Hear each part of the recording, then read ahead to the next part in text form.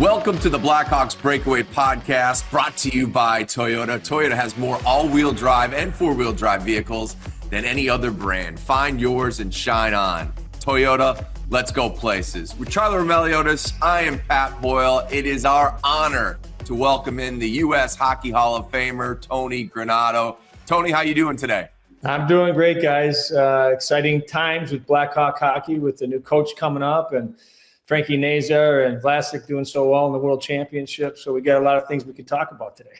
So it became official. Jeff Blashill will become the next head coach of the Chicago Blackhawks. You were assistant in Detroit when Jeff Blashill took over for Mike Babcock in 2014. I think most Hawks fans, they know Blashill's record in Detroit over those 7 seasons. They know he's been an assistant the last 3 years in Tampa under Jon Cooper. What can you tell them, though, having worked with him, what Blashill is like as a coach? Yeah, I'm excited, and for a few reasons. One, I think Blash is a real honest, hardworking coach that will be very well respected by the room right from day one, from their first introduction. He knows what he's talking about. He's a great communicator. He's very structured on what he's going to present to the players and what the expectations are, both as a group and individually. And I think from that standpoint, I think what he's learned from going to Tampa from Jon Cooper, you throw that on top of what I already know he's going to bring to the table, that gets me really excited. I know as a coach, when you have opportunities to work with other coaches that are so experienced and have done so well and been so successful like Jon Cooper, you go there and you go and you listen, you open your eyes wide. I know Blash is a great learner. He's one that is always open for ideas and discussions about what maybe he can be and do better as a coach. So when I was an assistant coach with him, we threw lots of ideas at each other about the direction and the way things should be run. So I know that when he went to Tampa, I know how much he loved it. I know how much he respected Coop. And I think some of those things he learned there, he will be able to kind of get going in the Blackhawk organization, which I think is really, really important at this time. You know, when you get a chance to coach 𝗬𝗄𝗏 and Stamkos was there for a bit, and Hedman and Vasilevsky, I think the relationships that you have with those guys and what you learn from that experience will only help coach the young stars that the Blackhawks have.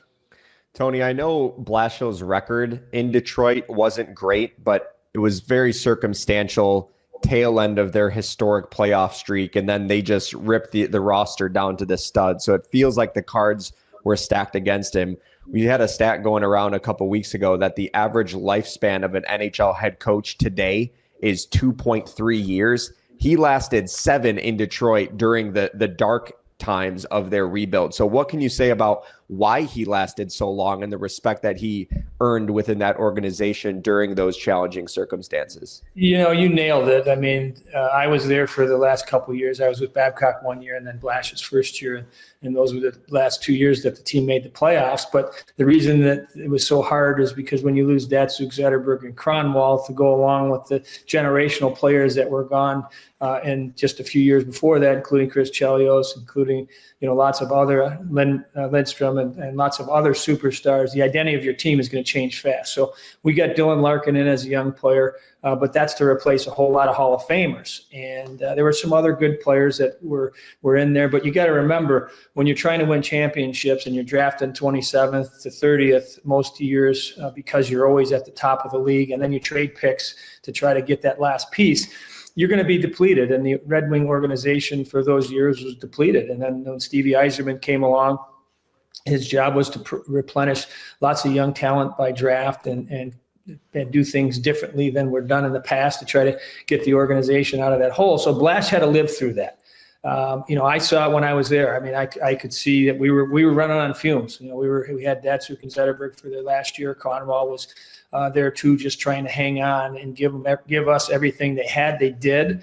But after playing thousands of games and playing in all the Stanley Cup playoff games that they played, they were beat up pretty good. And they, like I said, they left the organization in a good place because I think they did a great job on the leadership part and showing Larkin and all these young guys how to kind of take over when they got there.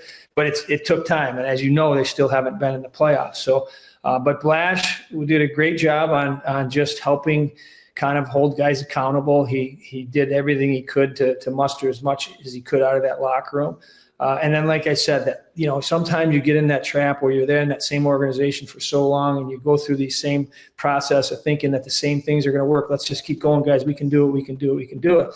I think when you go out of the organization and you step aside and you go somewhere else, you have an opportunity to kind of go into a new culture, a new environment with new coaches, with new players to coach. And I think that's where coaches that are good learners and understand that, hey, they don't know everything. And that's why I think Blash is going to come back here and be even better, have more options up his sleeve on how to handle different situations. And I think he's going to be a really good fit. And I like the guy a lot. I got a lot of respect for him. I enjoy coaching with him. I learned a lot from him. Hopefully he learned a lot from me because we shared lots of different ideas and different things along the way. And I'm really, excited and looking forward to what he's going to bring to the table. Speaking of those ideas shared, give us some of his coaching philosophies. Obviously, he may have tweaked a thing or two from his last few years with Coop, but give us the basic hockey philosophies from Blashill. Yeah, he's a lot.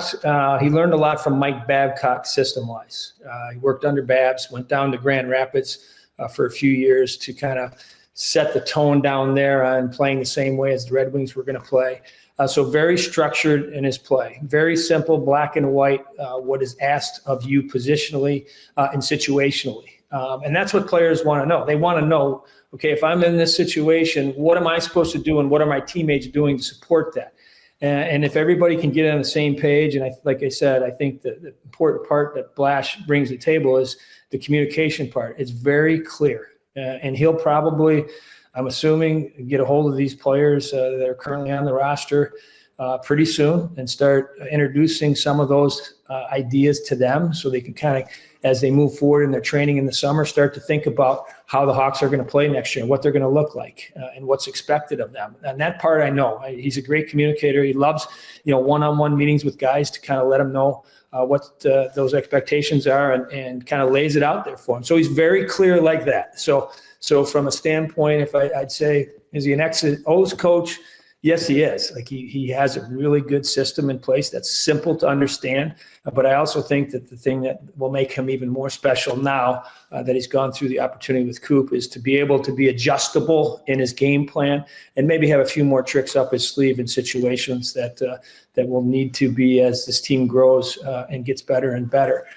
So I'm excited. I think you guys, when you get to meet Blash, you get to hear from him. He's going to be very open about all things that are going on with the team. He won't hide anything. He'll be very upfront about what you should expect as you watch his team, and it'll be a nice relationship between the players and coach, and I think between Blash and the media and the fans as well.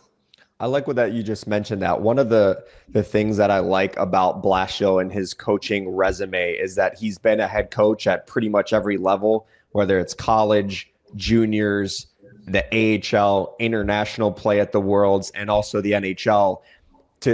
It's one thing to be X's and O's, but you also have to have the leadership capabilities, and it feels like Blashill has those. What can you speak to about the leadership itself? Because it's good. You're game planning for the next opponent. You can have that hockey mind, but you're also dealing with 23 players inside a locker room that you're trying to navigate a winning culture. So what can you speak to Blashill about that? This one's really easy, Charlie. I'm glad you brought that up because he's following Mike Babcock in Detroit. Babcock won Stanley Cups. He was very well respected in Detroit. Everyone, in Detroit thought he was the greatest coach ever with 𝗏𝗏𝗏𝗏. That was Mike Babcock. And then you got this young guy coming in, Jeff Blashill. The opening meeting that he had in training camp, and there was some planning involved leading up to it because, I got on his staff early and, I was nervous for him on that opening thing because it means so much for the players. When Jeff Blashill walks in the room for the first time in front of that group, how's he going to handle that situation? Is he going to be in front, take charge, and take a leadership role, and get the respect from the players immediately? Or are the players going to be going, man, oh man, what was he saying there? I missed the message. I didn't really follow it. But he's very clear. And I remember that opening meeting, and I'm going, man, oh man, is he prepared for this opportunity? He's done his homework along the way of learning to be ready for it. I think that's the biggest thing that I remember about Blash is he's prepared for every opportunity, because as he's going along, he's got notes and different things and folders full of stuff so if something happens, I can go back and look how I handled it and what my options would be. And that presentation for me was when I'm like, man, oh man, I'm glad I'm with this guy. I'm going to learn a lot from him. I'm going to be there, and it's going to be fun. And that first year again, that he had in the NHL, he made the playoffs in Detroit from a team that probably shouldn't have made the playoffs. And I'm being honest, from what we had left and where the guys were in their career and the challenges we were facing, that team overachieved. And it was from that initial meeting, I think, that respect that the players got to say, okay, we got a guy here that believes in us. We got a guy in here that's going to give us the game plan and kind of the strategy on how we're going to be able to execute and do this and compete. And it worked out really well. And then, like I said, after that, the guys had to retire, guys were beat up, changes were made in the organization, and it didn't quite go as well. But I'm really confident, again, that what he's learned along the way is going to be very, very impactful to these kids. I think they're going to be really excited after that first meeting, and maybe in that first phone call. Blashill's hopefully been able to contact some of them already by now. And that means a lot. I remember as a player when a new coach came into an organization in the summer and you get a phone call from him and he tells you 3 or 4 things to get you ready for the season. Guess what? You're out on the ice training and you got a new, excitement and adrenaline to get ready for that year. And I think Blashill will have that impact on these guys. We talk about development, and that's a big component of the Blackhawks situation that Jeff enters. In Detroit, while they were at the bottom of the standings, pretty much throughout his 7 years, they didn't get any number 1 overall picks. They didn't get any number 2 overall picks. I think the highest pick they got was a 4th overall selection. So they didn't have the high end picks that Jeff is going to be cultivating here in Chicago. What can you tell us about the development factor of Blashill and how that might be a real key to his success here in Chicago? Yeah, well, I can tell you that he's learned along the way. And you can use Larkin as the one example of a guy. I think Larkin was a mid-teen pick, but he was the guy in Detroit that he had to mold into being a star player, and he did. So I think he's going to take some experience of how he dealt with Larkin to try to help some of these younger guys, what he learned from that. And again, the experience that he keeps gaining each and every year, you learn more things about dealing with younger players and trying to, push them to the expectations even farther. The most important thing when you get a player in is to convince them that what they think their ceiling is, you got to notch it up another 1 or 2 notches. You got to say, well, you know what? I think you're capable of more. And that's where I think Blash's communication for the young players, whether it be Connor, whether it be 𝗦𝗡, whether it be Frank Nazar, whether it be any of these other young kids that are just getting into the organization, I think he's going to say, what are your expectations? I want to hear what you think of yourself and what you think of your role will be on this team. And I think what he'll do is he'll challenge them and say, you know what? I think you got more than that. I think there's a higher ceiling than you're giving yourself. And this is the things that you're going to have to implement, you're going to have to think about, and you're going to have to work on to get to that next level. And I think that's where his, thinking should be right now. I think he's, again, a guy that is going through it. He doesn't stop coaching. Like right now, he's got all these ideas in his mind. He'll put a great game plan together. Like I said, he's going to be really organized. He's going to have an unbelievable set of notes to get ready for the season on what his plans are. And then, from that, like I said, I think there's a great opportunity. Again, we know what the Blackhawks have. We've seen the prospects. We've watched them the last few years in college or in juniors or in the minors or just, getting a little taste of the NHL with the Blackhawks. We know the potential that some of these kids have. And now it's somebody behind the bench has to be able to be there to drive them, to push them, to get to that level that the Blackhawk fans are expecting, that we're all expecting, that should be happening real soon. We see a lot of coaches in the NHL, after they get fired or let go by one team, they immediately jump into the next gig. I mentioned Sheldon Keefe last year going from Toronto to New Jersey. This year you can see Rick Tocchet, Vancouver to Philly. How much do you think Jeff, though, will benefit from that 3-year grace period in Toronto, not just learning under Jon Cooper, but just kind of taking a step back, reflecting on those 7 years in Detroit, what he can do better. And now it feels like he is likely going to be better equipped to handle his second go around in the NHL. How much do you think Jeff will benefit from that little 3-year period in Tampa? Well, knowing his personality is going to benefit great. There's two types of personalities for coaches. One, when they're head coach and they get removed, they go somewhere else because they want to get to a head coaching position really fast. And they don't care about where they're at. They're just worried about, okay, how am I going to position myself to be that next head coach somewhere else? That coach doesn't work. The coach that works is what Jeff Blashill did. He picked a team, he picked an organization, he picked a coach that he wanted to learn from and stand on the bench and do everything he could to better himself and do everything he could for the Tampa Bay Lightning to get better.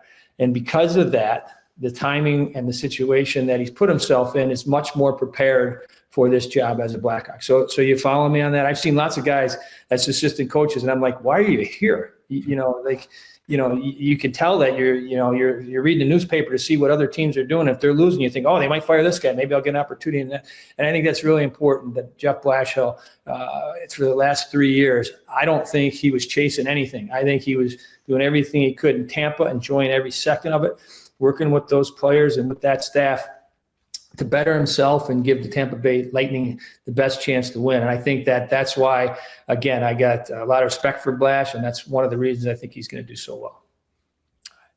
We don't know exactly for sure what his coaching staff is going to look like. There have been some reports out there that Anders Sorensen will return as an assistant on that bench, that 𝗵cie, who played, I think, nearly 900 games in the league, was a great two-way centerman in the National Hockey League, might also be a part of that staff.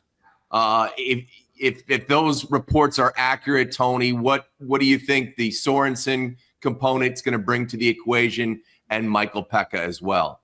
Yeah, I think this is another interesting kind of discussion, more so that should be put on Blash's table, and then have, obviously he met with Kyle and the upper management of the Blackhawks to decide what path and what was the best thing for the Blackhawks. But I think the most important thing is I know this from being a head coach. You got to have guys around you that you trust, that think the same way as you, that are willing to work and pay, put their hours in and have some sort of hockey appetite for the challenge that's in front of them. So, if I'm picking and I'm a coach, I'm going to pick somebody different than Jon Cooper is. And there's no two coaches out there that you could say, oh, these are the two best guys. It's got to be the best fit for the Blackhawk organization. The best fit mostly right now actually is for Jeff Blashill. He has to find the guys that he's most comfortable with.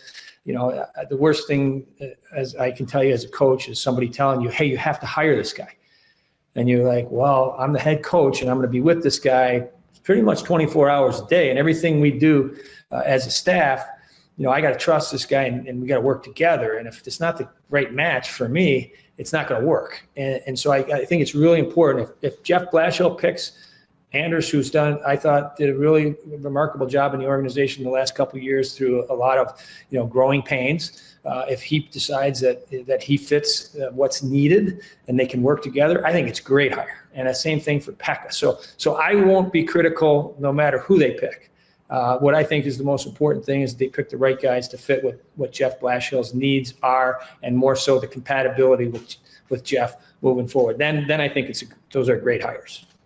I'm glad we have you on because you can kind of shed some light into the life of an assistant head coach or assistant coach. Some people just think power play guy, penalty kill, and that's it. That's clearly obviously not the case. I've said here on recent podcasts that the assistants are actually the ones that are working more closely one-on-one with the players because they're kind of the vessel between the head coach and the players. How important is it going to be for Jeff Blashill to assemble a respectable staff so those assistants can also gain the respect of the players and be the guys like Anders Sorensen? I love the fact that he's going to be staying on as an assistant because he has the developmental background as his expertise. And now he can be working more closely with Connor Bedard and Frank Nazar versus when he was a head coach, you're just bogged down with all the responsibilities of the day-to-day stuff. So can you shed some light on, as an assistant coach, the importance of, Blashill assembling a really good staff here? Yeah, I've been in both seats. I've been in the head coaching position. I've also been the assistant. The head coaching responsibilities that go along with it are not nearly as fun as being an assistant. I'm not saying that it's bad to be an assistant, that everybody should want to be an assistant, not a head. But the headaches that you have as a head coach and the things you have to worry about are so much different than as a assistant coach. You mentioned, you have the power play, you're working with the forwards, you're working on skill development with the D, you're planning practice, you're planning pre-scouts. You have a defined job that you have every single day. And it's very clear on what you need to do as an assistant. From a head's side of thing, you're dealing with the general manager, you're dealing, with the media, you're dealing with, lots of other noise that you don't have the time to build the relationships of being able to sit down with, the players nearly as much as you would think. And so from an assistant standpoint, they are the most important coaches on the staff. I'm sorry, I'm not doing that to say that Jeff Blashill's job isn't important. Jeff Blashill could be the greatest head coach in the world, but if he doesn't have two assistants that, like you guys said, are delivering the message, that are pushing the guys, they're sitting down with the guys, spending the extra time, that are talking to the guys in the same language that Jeff Blashill is, it won't work. And so I think that the hire of those two guys, now we know I know what Blash is capable of doing. And Anders, obviously being here, we got great respect for him. 𝗵𝗃, this is just from players that have played for him and players that played with him that I know. That he not only was he a great two-way player on the ice, hard-nosed player, very simple, but played the book. His ability to be able to teach players the importance of playing two-way hockey, killing penalties, playing a certain role on a team. That's what I've heard that he has been able to do in the places that he's coached since he's retired. So to me, it fits. The personalities fit with those two guys on the bench. Who else is added to that staff?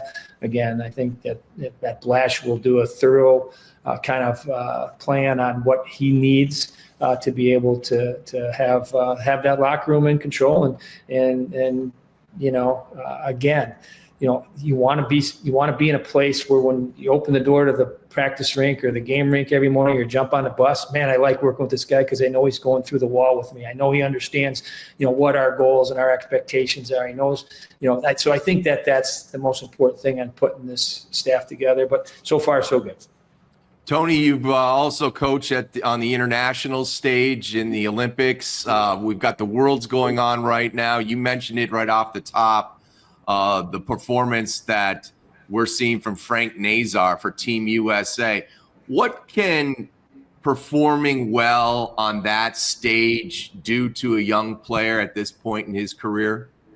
Confidence. I mean, you're there with the world's best. It's a different type of tournament than you're going to get in the Stanley Cup playoffs, because you're playing a different country each game. You're playing with teammates that you're kind of just getting together to know, so you don't have the compatibility and the familiarity of playing with your line mates. But you jump into a tournament, and the guys that have success there are character guys that have a ton of pride, that are going there to work to win. And I had the opportunity just to wish him good luck before he left.